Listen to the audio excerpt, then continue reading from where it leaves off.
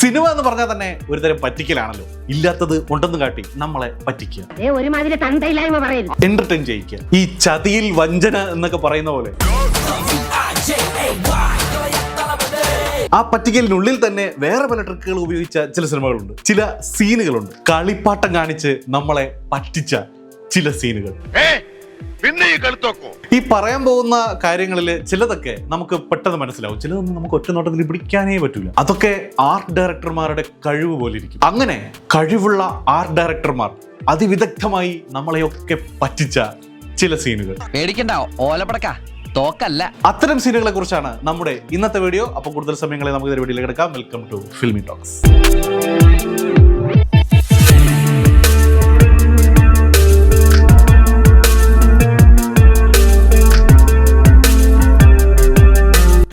ജയരാജാണ് സംവിധായകൻ. ഒരു വമ്പൻ പെട്രോൾ പമ്പ്, ഇന്ത്യൻ ഓയിലിന്റെ പെട്രോൾ പമ്പ് അപ്പാടെ പൊട്ടിത്തെറിക്കുന്ന ഒരു സീനാണ്. സിനിമയുടെ കഥയല്ല, സിനിമയ്ക്കുള്ളിലെ സിനിമയുടെ കഥയാണ് പറയുന്നത്. ദിലീപിന്റെ കഥയിൽ കമൽ സംവിധാനം ചെയ്ത പച്ചക്കുതിര. ഇപ്പോഴൊക്കെ ആണെങ്കിൽ VFX ഒക്കെ വെച്ച് ബ്രഹ്മാണ്ഡമായി ചെയ്യാം. പക്ഷേ ഇത് വർഷം 2007 അന്നത്തെ മലയാള സിനിമയിലെ ടോപ്പ് VFX വിനയൻ സാറിന്റെ ഈ ഐറ്റമാണ്.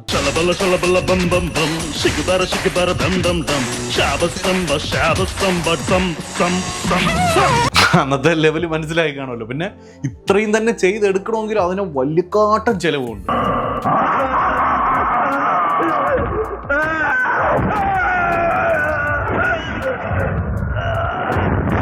ഈ പച്ചക്കുതിരയാണെങ്കിൽ ഓൾറെഡി 2 ദിലീപേട്ടനൊക്കെ വരുന്നത് കൊണ്ട് അതിന്റെ ചെലവ് വേറെ, അതിന്റെ മുകളിൽ കൂടെ ഇതിന്റെ ചെലവ്. ഒരു മാസം തട്ടി മുട്ടി ജീവിച്ചു പോണെങ്കിൽ തന്നെ ഒരു 1.5 കോടി രൂപ വേണം. ഇതിന്റെയൊക്കെ ഒപ്പം റിയലായി ഒരു പെട്രോൾ പമ്പിന് ബോംബിടുക എന്നൊക്കെ പറഞ്ഞാൽ അതിച്ചിരി കൂടുതലല്ലേ. അങ്ങനെ ഒടുവിൽ പെട്രോൾ പമ്പിന്റെ ഒരു മിനിയേച്ചർ ഉണ്ടാക്കി പൊട്ടിക്കുന്നു.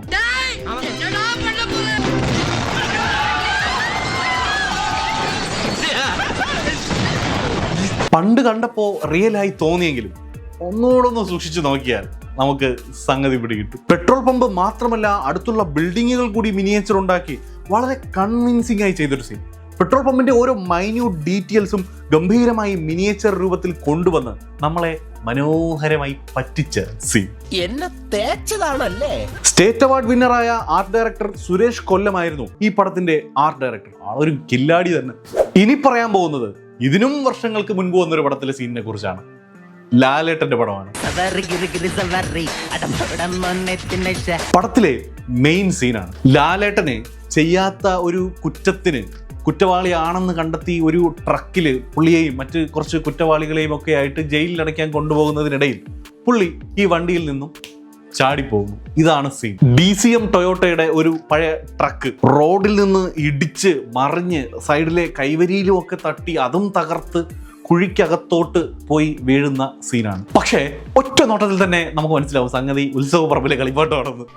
അങ്ങനെ പറയരുത്. പടം നിർണയം.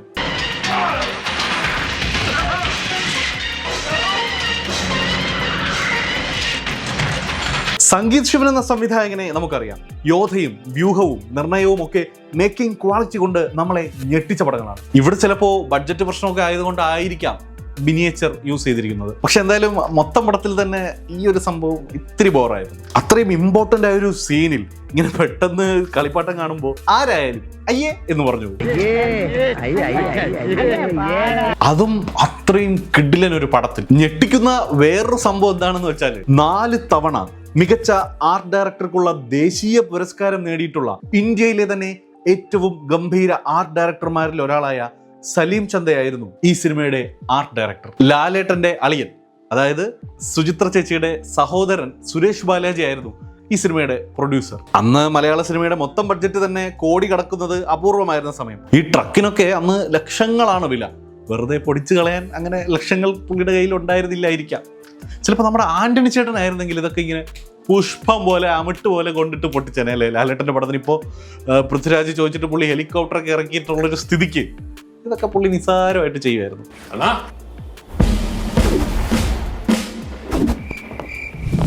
എന്നാലും അളിയന്റെ പടമല്ലേ, പിശുക്ക് നോക്കാതെ ഇത്തിരി കാശൊക്കെ ഇറക്കായിരുന്നു അല്ലേ. ഇതൊക്കെ നമ്മുടെ ആന്റണി ചേട്ടന്റെ കൈ കിട്ടണം. കൈ കൊടുത്തനെ.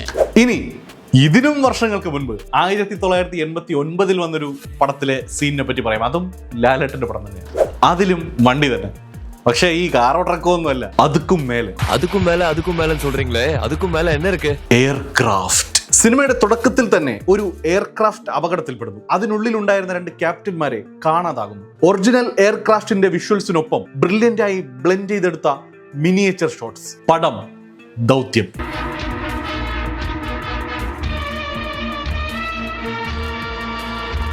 കിടുവല്ലേ? ശരിക്കും പെട്ടെന്ന് നമുക്ക് തോന്നുകയില്ല ഇതൊരു കളിപ്പാട്ടമാണെന്ന്.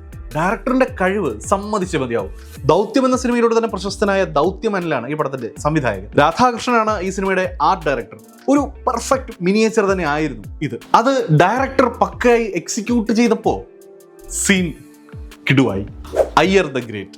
പെർഫെക്ഷന് പേരുകേട്ട സംവിധായകനാണ് നമ്മുടെ ഭദ്രൻ സാർ. 1990 മമ്മൂക്കയെ നായകനാക്കി അദ്ദേഹം സംവിധാനം ചെയ്ത സിനിമയായിരുന്നു അയ്യർ ദ ഗ്രേറ്റ്. അന്ന് ഇത്രയും VFX ഷോട്ടുകൾ ഉപയോഗിച്ച വേറൊരു കൊമേഴ്സ്യൽ സിനിമ മലയാളത്തിൽ ഉണ്ടോ എന്ന് തന്നെ സംശയമാണ്. വിഷ്വൽ എഫക്ട്സും ഒറിജിനൽ ഫുട്ടേജസും മിനിയേച്ചറുകളും എല്ലാം ചേർത്ത് ഗംഭീരമായി കൺവിൻസിംഗ് ആയി എടുത്ത ഒന്നിലധികം സീനുകൾ ഉണ്ട് ഈ സിനിമയിൽ. അതിൽ ആദ്യത്തേത് നമ്മുടെ ദാസന്റെയും വിജയന്റെയും ദുബായ്. മദ്രാസിലെ കാച്ച് സ്കിംഡ് മെമ്മോറിയൽ. 1930 ഇവിടെ കടലിൽ മുങ്ങിപ്പോയ ഒരു പെൺകുട്ടിയെ രക്ഷപ്പെടുത്താൻ ശ്രമിക്കുന്നതിനിടയിൽ ജീവൻ നഷ്ടപ്പെട്ട ഡാനിഷ് നാവികൻ കാച്ച് സ്കിംഡിന്റെ ഓർമ്മയ്ക്കായി 1931 പണി കഴിപ്പിച്ച സ്മാരകം. ഈ സ്മാരകം തന്നെ തകർത്ത് കളയുന്നുണ്ട് ഭദ്രൻ സാർ ഈ സീനിൽ. പണ്ട് ഈ സിനിമ കണ്ടപ്പോ ഇത് ആർട്ട് വർക്കാണ്, മിനിയേച്ചർ ആണെന്നൊന്നും അങ്ങനെ തോന്നിയിരുന്നില്ല. അന്നത്തെ ടെക്നോളജി വെച്ച് സംഭവം പക്കാ പെർഫെക്റ്റ് ആയിരുന്നു. പക്ഷേ നമ്മുടെ വടിവേലു പറയുന്നത് പോലെ ഇത് തന്നെ ഇതവിടെ സ്പെഷ്യൽ ആയിട്ട് വന്നിരിക്ക് പടത്തിൽ.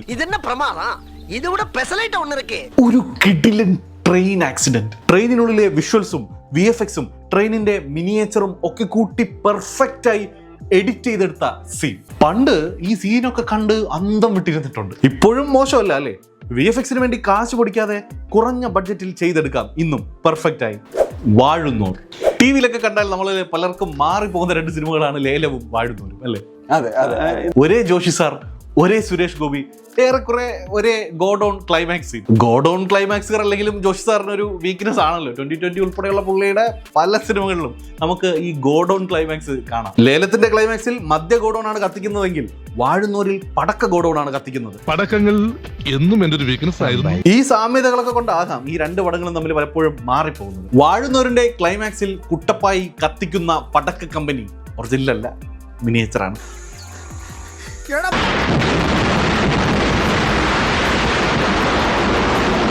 ബോബനായിരുന്നു വാഴുന്നോർ എന്ന സിനിമയുടെ കലാസംവിധായകൻ. സംഭവം അത്യാവശ്യം നീറ്റ് പരിപാടി തന്നെ ആയിരുന്നു അല്ലേ? പിന്നെ ജസ്റ്റ് 1-2 സെക്കൻഡ് മാത്രമേ ഈ ഷോട്ട് വരുന്നുള്ളൂ എന്നതുകൊണ്ട് കൂടി പെട്ടെന്ന് ആർക്കും പിടികിട്ടിയതുമില്ല.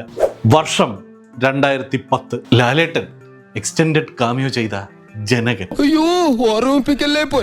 പിന്നാലെ ബാലസാറിന്റെ കൂടെ വന്ന അലക്സാണ്ടർ ദി ഗ്രേറ്റ്. ലാലേട്ടൻ ശ്രീനിവാസൻ കോംബോയിൽ പഴയ വിന്റേജ് ലാലേട്ടനെ തിരിച്ചു കൊണ്ടുവരാൻ ചെയ്ത ഒരു നാൾ വരും. ഇതൊക്കെ നല്ല രീതിക്ക് പൊട്ടിയിരിക്കുമ്പോഴാണ് ഷിക്കാറിന്റെ വിജയം. ആശ്വാസ വിജയം. ഷിക്കാറിനും മേലെ ലാലേട്ടന്റെ വൻ ബോക്സ് ഓഫീസ് തിരിച്ചുവരവാണ് ഇനി വരാനിരിക്കുന്ന പടം. ഇന്ത്യൻ സിനിമയുടെ ഇതിഹാസം സാക്ഷാൽ അമിതാഭ് ബച്ചൻ ലാലേട്ടനോടൊപ്പം അഭിനയിക്കുന്നു ഈ സിനിമയിൽ. അതുവരെ ഒന്നിച്ചപ്പോഴെല്ലാം വമ്പൻ ഹിറ്റുകൾ സമ്മാനിച്ച കോംബോ ലാലേട്ടൻ മേജർ രവി. ഇതാ വരുന്നു ഷുവർ ഷോട്ട് ബ്ലോക്ക് ബസ്റ്റർ എന്ന വൻ ഹൈപ്പിൽ തിയേറ്ററുകളിലേക്ക് എത്തി കാണ്ഡഹാർ. പടത്തിന്റെ ഏറ്റവും വലിയ ഹൈലൈറ്റ് ആണ് ഹൈജാക്ക് ചെയ്ത വിമാനം ലാലേട്ടൻ ഇങ്ങനെ ഓടിച്ചിറക്കുന്ന സീൻ. ബ്രേക്ക് പോയ കാറ് കെട്ടിടം പണിയാൻ വെച്ച മണൽക്കൂനയിൽ ഇടിച്ചു നിർത്തുന്ന പോലെ വിമാനം ഇടിച്ചു നിർത്തി ലാലേട്ടൻ മാസായി. ഹൈജാക്ക് ചെയ്ത വിമാനം പൊട്ടിത്തെറിച്ചില്ലെങ്കിലും പടം നല്ല രീതിയിൽ പൊട്ടിച്ചിതറി. ഫസ്റ്റ് ഹാഫ് ഇങ്ങനെ പൊങ്ങി നിന്ന് സെക്കൻഡ് ഹാഫ് ഇങ്ങനെ താന്നു പോയി. എന്തായാലും ആ ക്ലൈമാക്സിലെ വിമാനം നല്ല ഒന്നാന്തരം കളിപ്പാട്ടമായിരുന്നു. VFXും മിനിയേച്ചറും ടോയ്സും ഒക്കെ വെച്ച് ഒരു മേജർ പണ്ണൻ. രാജീവനായിരുന്നു ഈ ചിത്രത്തിന്റെ കലാസംവിധായകൻ. ഒപ്പം ഡോൺ മാക്സിന്റെ മിന്നൽ എഡിറ്റിംഗ് കൂടി ആയപ്പോ മൊത്തത്തിൽ ഒരു വെടിയും പുകയും മാത്രമേ ഓർമ്മയുള്ളൂ. എന്തിനാ ആളുകൾ പടക്കം പൊട്ടിച്ചേ? ക്ലൈമാക്സിന് മുന്നേ തന്നെ പടം പോക്കായി എന്ന് മനസ്സിലായതുകൊണ്ട് ഈ സീനൊക്കെ വന്നപ്പോ തിയേറ്ററിൽ ഒരു തരം നിർവികാരതയായിരുന്നു. FDFS കണ്ടവരുണ്ടെങ്കിൽ നിങ്ങളുടെ എക്സ്പീരിയൻസ് കമന്റിൽ പറയൂ.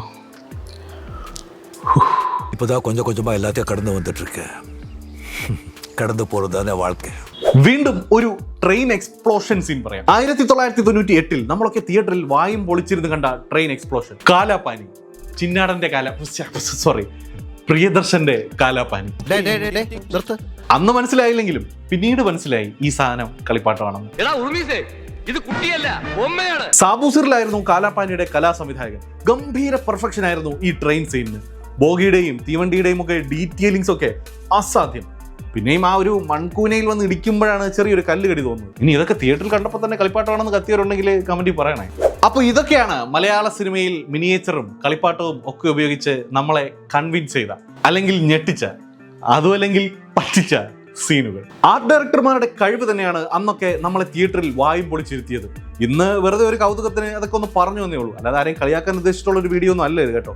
എന്തായാലും ഇനിയും ഇത്തരം രംഗങ്ങൾ നിങ്ങളുടെ ശ്രദ്ധയിൽപ്പെട്ടിട്ടുണ്ടെങ്കിൽ അത് താഴെ കമന്റിൽ പറയുക. കയ്യിൽ വേറെ കുറച്ച് സീനുകൾ കൂടി ഇരിപ്പുണ്ട്, അതും കൂടെ ചേർത്ത് നമുക്കൊരു സെക്കൻഡ് പാർട്ട് വീഡിയോ ചെയ്യാം. അപ്പോൾ ഓക്കെ, മറ്റൊരു സീൻ കൂടി വീണ്ടും കാണാം. Okay, by.